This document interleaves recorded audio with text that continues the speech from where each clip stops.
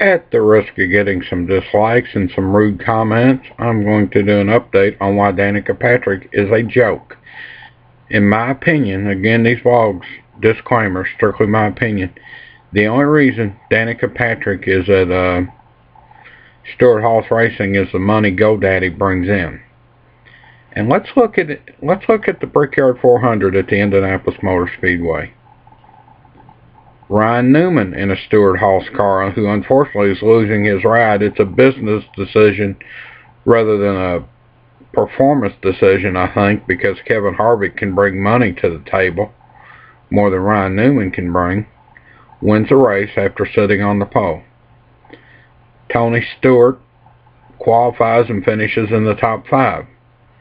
Now, Danica Patrick runs Hendrick equipment. All 4 Hendrick cars are in the top 7.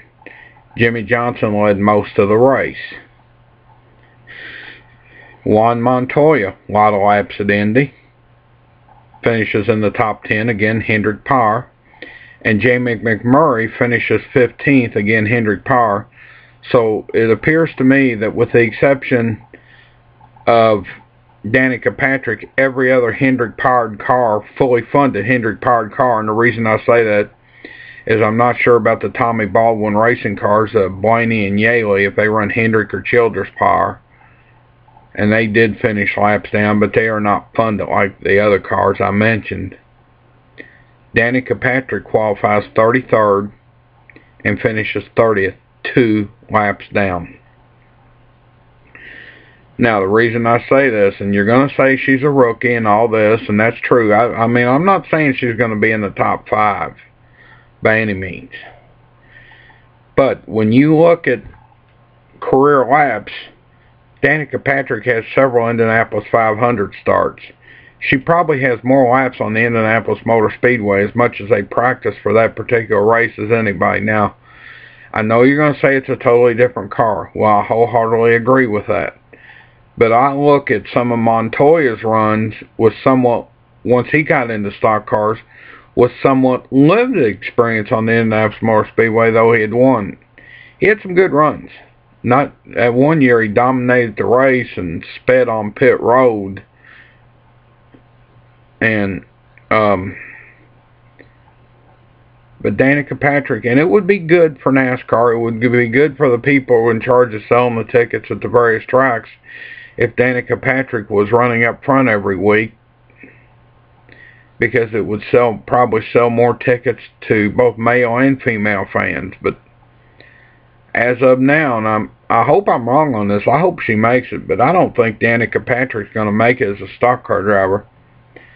I look at James Hinchcliffe in the Indy cars, driving for Andretti in the GoDaddy car. He has some wins this year.